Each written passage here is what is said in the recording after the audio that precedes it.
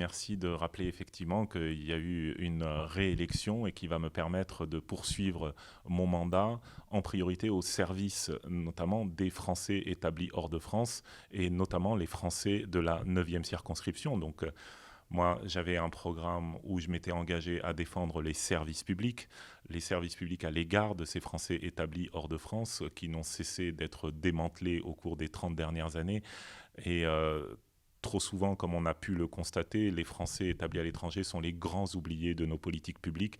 Et donc, c'est pour eux aussi que je vais me battre à nouveau à l'Assemblée nationale en portant comme priorité la couverture sociale de ces Français établis hors de France, les questions scolaires des Français établis hors de France, les questions de fiscalité aussi. Voilà, un certain nombre d'engagements que j'ai eus pendant ma campagne. Ça a été une campagne, comme vous le savez, une campagne de terrain où j'ai pu revenir auprès de nos compatriotes partout.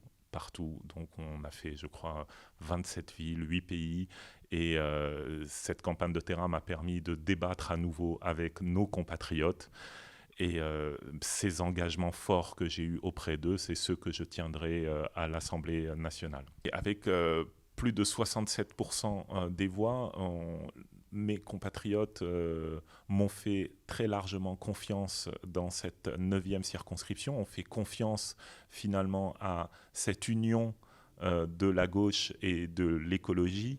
Et c'est cette union que je continuerai de porter, dans laquelle je souhaite me réinscrire à l'Assemblée nationale et qui propose aujourd'hui une alternative crédible à la majorité actuelle. La relation, effectivement, comme vous le dites, n'est pas au beau fixe. Vous parlez d'une relation gelée. Oui, c'est une relation qui ne va pas bien en ce moment. Et je pense qu'il faut participer à reconstruire la confiance entre nos deux pays, entre les acteurs de nos deux pays.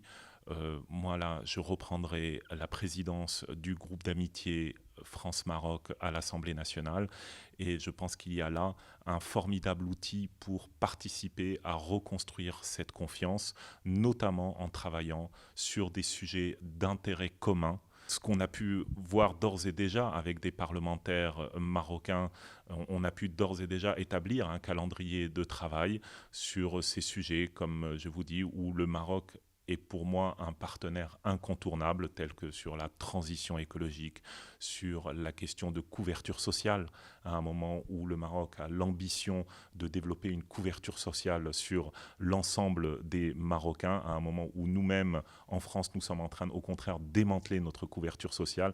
Je pense qu'il y a un intérêt commun à travailler ensemble sur ce genre de sujet. Et c'est là qu'on reconstruit, je pense, la confiance.